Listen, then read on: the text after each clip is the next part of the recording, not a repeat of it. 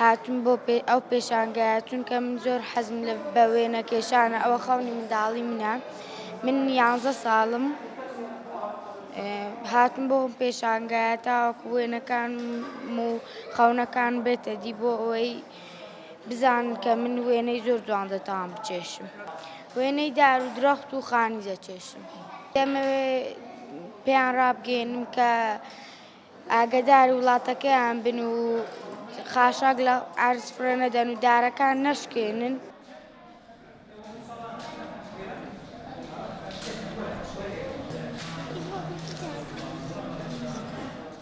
دار بچن وەکو ئەوانە ئەو ڕسمانە یعنی ژینگە پاکخاوێن ڕابگرن بۆ ئەوەی وڵاتەکەمان پاک ڕابگرین وڵاتەکەمان جوان بێت.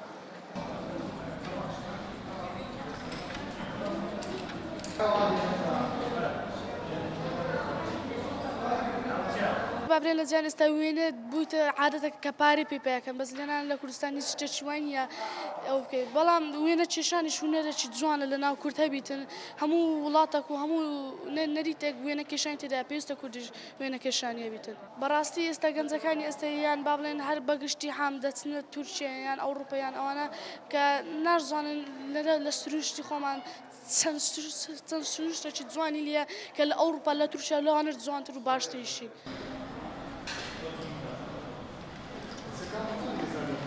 شار یاری ئیسماعیلان لە ساڵاتی ئەم جارە پێی باش بوو پێشبڕکێکی وێنە کێشان بۆ منداڵانم کاتەوە کە بەهارەی وێنە کێشانیان هەیە.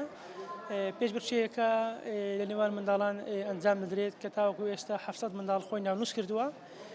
تەمەنەکان دابەشکراوە بۆ سێ ئاستی یەکەم و ئاستی دووەم و ئاستی سێیەم. ئاستی یەکەم لە تەمەنی 6 ساڵ تاوەکو 8 ساڵە، ئاستی دووەم لە تەمەنی 9 ساڵ تاوەکو 12 ساڵە، ئاستی سێیەمیش لە تەمەنی 13 ساڵ تاوەکو 15 ساڵە. بۆ هەر ئاستێک وێنەیەک دیاری کراوە. ئاستی یەکەم وێنەکان تەنها ڕەنگکردنە، ئاستی دووەم و ئاستی سێیەم وێنەکردن و ڕەنگکردنە. وێنەکان ئەوانەیە کە دانراوە زیاتر تعبیر لە ژینگە دەکا.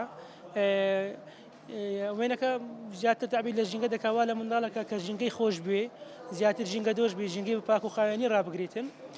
پێشبڕکێیەکە بۆ ماوەی هەفتەیەک بەردەوام دەبێت. ڕۆژانە ئێمە 100 منداڵ بەشداری پێ دەکەین.